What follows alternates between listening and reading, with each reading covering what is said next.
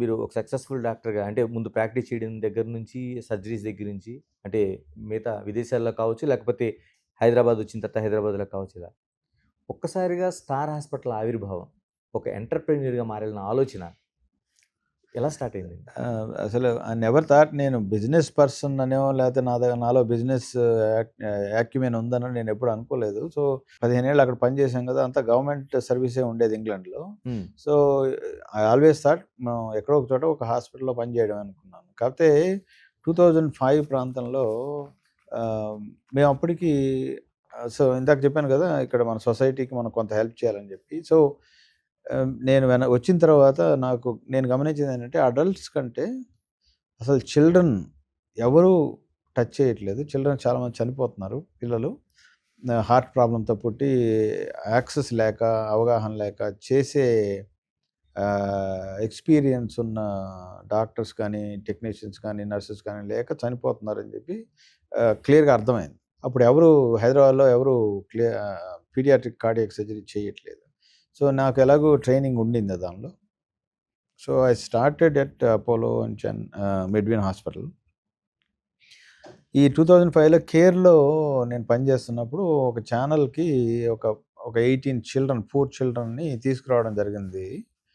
Reporter దాని గురించి చెప్పి ఇలాగా హార్ట్ డిసీజెస్‌తో బాధపడే చిల్డ్రన్‌ని ఇక్కడ తీసుకొస్తే ఎవరు ఆదుకునే పరిస్థితి లేదని ఆ ఛానల్ ఏం చేశారంటే నన్ను ఎక్స్‌పర్ట్ డిస్కషన్‌కి పిలిచారు ఇలాగే.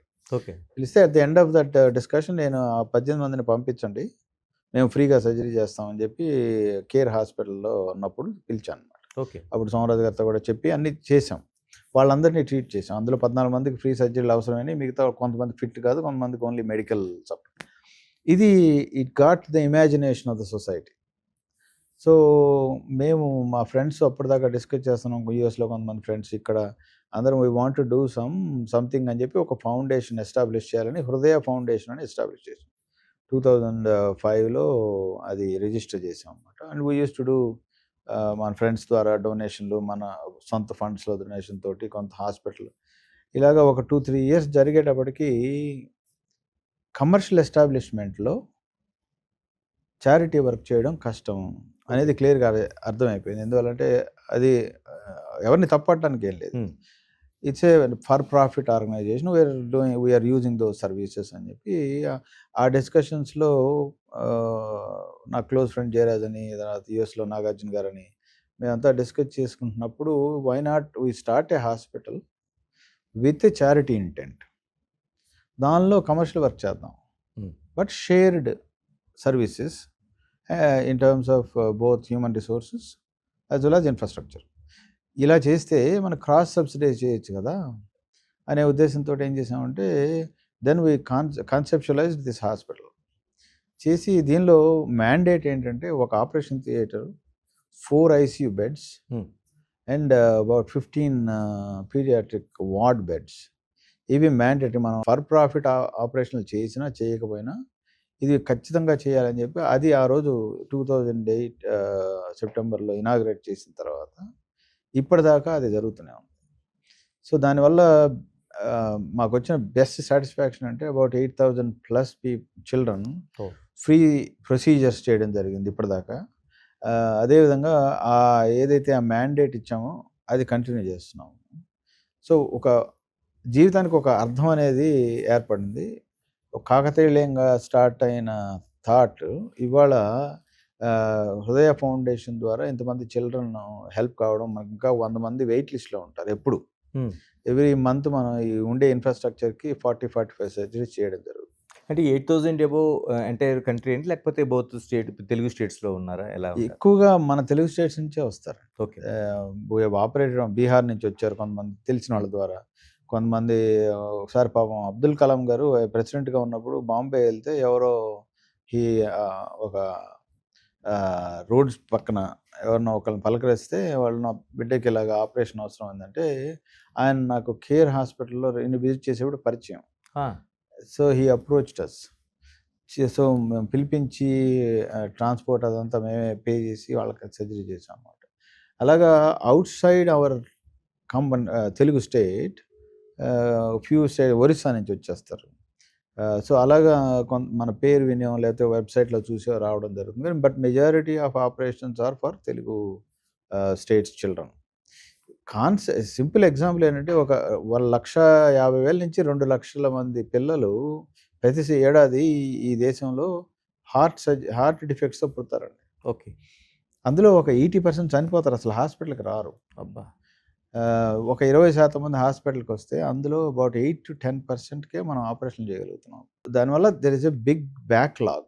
హ్మ్. ఒక 65,000 మందికి మనం ఎమర్జెన్సీ ఆపరేషన్ వితిన్ 1 ఇయర్ చేయాలి. హ్మ్. అసలు ఎంటైర్ కంట్రీలోనే ఆపరేషన్‌లు 30,000 అవుతున్నాయి. సో, లాట్ ఆఫ్ వర్క్ జరుగుతుంది. మాకు కూడా కొంత ఫ్యూచర్‌లో దాన్ని ఎక్స్‌పాండ్ చేయాల్సిన థాట్ ప్రాసెస్‌లో ఉంది. మన సీఎం గారిని కూడా అప్రోచ్ అయ్యాము ఈ విషయంలో. వారు కూడా పాజిటివ్‌గా స్పందించి ప్రామిస్ చేశారు. మేము ల్యాండ్ ఇస్తాం మీకు. అంటే మా ఐడియా ఏంటంటే ఒక రీజనల్ సెంటర్ స్టార్ట్ చేసి ఓకే. ఇవాళ డెఫిషియన్సీ రెండండి. డబ్బు కాకుండా hmm. Work force, trained work force లేదు కంట్రీలో. Uttar Pradesh such a big state. ఒక very established paediatric cardiac sciences centre లేదు. ఎస్‌జిపిజేలో ప్రయత్నం చేస్తున్నారు పెట్టడానికి ఇప్పుడు. ఓకే. అలాగా there are lot of huge differences ఉన్నాయి. సో, అటువంటి వాటి కోసం వర్క్ ఫోర్స్ క్రియేట్ చేయడానికి, అదేవిధంగా ఆపరేషన్‌లు 600 నెలకు చేస్తే ఉపయోగం లేదు. We want to make it 2,500 per month. Per year. Hmm. అలాగా సో, ఆ ఉద్దేశంతోటి ఒక రీజనల్ సెంటర్ ఎస్టాబ్లిష్ చేయడానికి ప్రయత్నం చేస్తున్నాము. త్వరలోనే ఏదో ఒక హెల్ప్ అయితే వస్తది మన గవర్నమెంట్ నుంచి. దెన్ వితిన్ 2-3 ఇయర్స్‌లో దాన్ని కంప్లీట్‌గా will change the landscape of paediatric cardiac sciences. Gopichand garu మీరు చాలా కీలకమైన విషయాన్ని చేశారు. పుడుతున్న పిల్లల్లో దాదాపు 1,50,000 నుంచి 2,00,000 మంది. ఇయర్లీ అండి ఇది? అవును. ఇయర్లీ. ఇయర్లీ. ఇందులో 80% మంది మామూలుగానే చనిపోతున్నారు. 20% మందికి మాత్రమే మనం చికిత్స అందిస్తున్నాం అంటున్నారు. ఎందుకనంటే జన్యుపరమైన లోపాలున్నాయా? లేకపోతే వాళ్ళకేమైనా న్యూట్రిషన్ ప్రాబ్లమ్ ఉందా? లేకపోతే ఆ డెలివరీకి సంబంధించిన ఇష్యూస్‌లోనే ఏమైనా అవుతుందా? ఎందుకు ఇంత పెద్ద ఎత్తున ప్రాబ్లమ్స్ వస్తున్నాయి? ఎక్కువ మందికి ఈ కారణం అనేది తెలీదండి. బట్ జనరల్‌గా వచ్చే కారణాలేంటంటే ఫస్ట్ 3 మంత్స్ ప్రెగ్నెన్సీలో రుబెల్లా అని వైరస్ ఉంటుంది. అటువంటి రుబెల్లా వైరస్ సోకిన వాళ్ళకి బిడ్డల్లో కంజెనిటల్ అంటే పుట్టుకతో వచ్చే అబ్నార్మాలిటీస్ ఉండొచ్చు ఒకటి. తర్వాత క్రౌడెడ్ కండిషన్స్ మనకి హైజీన్ గానీ, న్యూట్రిషన్ గానీ క్రౌడెడ్ ప్లేస్‌లో పుట్టే వాళ్ళకి ఆ రకమైన ఇబ్బందులొచ్చే అవకాశం చాలా ఎక్కువుంటది. Because of deficiencies of essential minerals కానీ, వైటమిన్స్ కానీ, ప్రోటీన్స్ కానీ వాటి వల్ల మదర్‌లో ఉండే ప్రాబ్లమ్స్ ఇవన్నీ. దానివల్ల పిల్లలు పుట్టిన మనకి ఇంకా ఈ మేనరికాలు చేసుకునే అలవాటు పోలేదు. ఓకే. కొన్ని కొన్ని ఉన్నాయి. చాలా చోట్ల ఉన్నాయి మన కల్చర్‌లో అది బాగా ఇంటిగ్రేటెడ్. ఇప్పుడు బాగా ఎడ్యుకేట్ అయిన వాళ్ళకి తెలుసు. అదర్‌వైజ్ అదే పరిస్థితిలో ఉంటున్నాం. దానివల్ల కూడా ఎక్కువ శాతం ఈ కంజెనిటల్ అబ్నార్మాలిటీస్ రావడానికి అవకాశం ఉంటుంది. అంటే అమ్మ కడుపులో ఉండగానే దీన్ని ఐడెంటిఫై చేసే అవకాశం లేదండి? అంటే ఉంది. బయటికొచ్చిన తర్వాత మనం ఉంది. చూస్తున్నాం. 18 వీక్స్ టు 20 వీక్స్ ప్రెగ్నెన్సీ టైంలో ఇప్పుడు ప్రీనేటల్ చెకప్ అని చేస్తున్నాం. అంటే ఎకోలో బేబీకి 4 గదులున్నాయా? 2 గదులున్నాయా? 1 గది ఉందా? లేకపోతే మేజర్ రక్తనాళాలు 2 ఉన్నాయా? మేజర్ డిఫెక్ట్స్ ఏవైనా గానీ మనం తెలుసుకోవచ్చు ఇప్పుడు. ఓకే. కానీ ఎంతమందికి ఆ అవకాశం ఉంది? కరెక్టే. ఇవాళ అవేర్‌నెస్ క్రియేట్ చేయకపోతే బిలో 2 టైర్ టౌన్స్ ఈ అవగాహన లేదు. హ్మ్. అంతెందుకండి ఇవాళ మనం ఆపరేషన్‌లు, హార్ట్ సర్జరీకి బైపాస్‌లు చేస్తున్నాము. One of the largest volume చేసే సెంటర్ మనకి.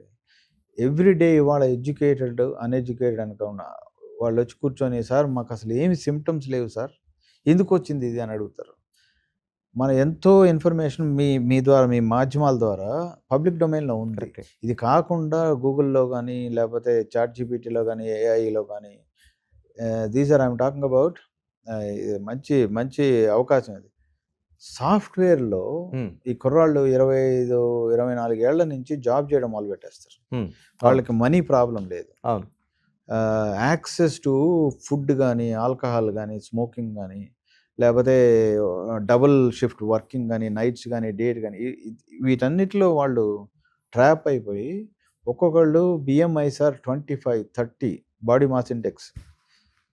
ఎందుకంటే వాళ్ళది ఫండమెంటల్లీ సెడెంటరీ జాబ్. ఓకే. అవును. ఎక్కడో ఒక చోట కూర్చొని చేసే జాబ్. దాని ద్వారా ఫోన్లో ఫుడ్ ఆర్డర్ చేస్తే వచ్చేస్తుంది. అవును. వాళ్ళందరూ ఎక్కువ మంది హైదరాబాద్‌లోనో, బెంగుళూరులోనో, పూణేలోనో ఎక్కడో ఉంటారు. అంటే ఫ్యామిలీకి దూరంగా ఉంటారు. సో, వాళ్ళందరూ ఫుడ్డు వండుకునే అవకాశమో, లేపోతే సరైన హెల్తీ ఫుడ్ తినే అవకాశం లేదు. లేదు. నా ఉద్దేశంలో ఇంకో 10 ఇయర్స్‌లో మనం గనక ఇది సొఫిస్టికేటెడ్‌గా, కాంప్రహెన్సివ్‌గా అడ్రెస్ చేయకపోతే public health problem of heart disease చాలా ఎక్కువయ్యే అవకాశం. For more videos like this, subscribe Big TV channel.